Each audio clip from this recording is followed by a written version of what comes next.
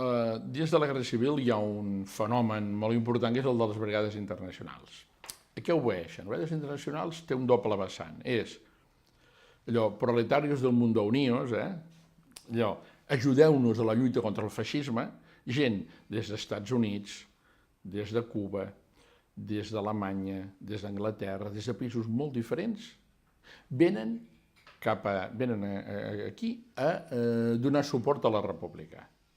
Una raó és ideològica, és veuen venir que el d'en Franco és en sintonia amb el feixisme i nazisme i, per tant, que cal plantar cara a un moviment de dretes radical, per tant, amb això són una mica visionaris.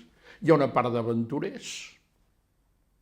Hi ha també molt el fet de que la reacció forta ve quan els aliats declaren que no intervendran a la Guerra Civil Espanyola. La gent diu, doncs, si els nostres països no volen intervenir, vindrem nosaltres. Aquí ve gent tan fantàstica com el George Orwell, que van d'haver escrit 1984, ser un llibre fantàstic que molta gent desconeix, que es diu Homenatge a Catalunya, que és la seva vivència. Aquí ve l'Ernest Hemingway, de tirar tiros. Aquí ve un personatge tan sinistre i estrany com un cubà que es diu Rolando Masferrer, que acaba sent un mafiós que l'assassinen a Miami amb un cotxe bomba. Ve de tot també, però ve molt, la gran majoria, un cert aventurer, però molt persona que creu en una causa universal de justícia i d'igualtat i que creu que el fenomen del feixisme i el nazisme ens enganyarem si pensem que és un tema espanyol, que veuen, jo crec que amb molta visió de futur, que això és un problema internacional i que cal plantar-li cara. Molts d'ells, aquestes brigades internacionals, també venen de Iugoslàvia, de Rússia, de molts països. Encara ara hi ha associacions d'aquest tipus.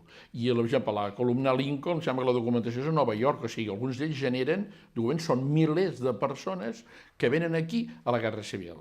Alguns d'ells, escriptors, que el que fan és poder no està tan a primera línia com l'Orwell o el Hemingway, però que deixen escrits pàgines memorables de la guerra, molts joves, lluitadors, fotògrafs reconeguts, el Popi Capa corre per aquí també tirant fotografies, vull dir, hi ha una barreja extraordinària, però amb el comú denominador d'una gran il·lusió, una gran convicció de que hi ha una lluita universal contra el feixisme i també hi ha una part de sentiment ideològic i de fraternitat universal. És un fenomen interessant, que hi ha molt descrit sobre les brigades internacionals i que el problema que tenien era que molts d'ells no eren militars, no sabien lluitar i, per tant, pobres, les baixes són importants, perquè, esclar, és una carn de canó que es posen a primera línia sense la preparació necessària.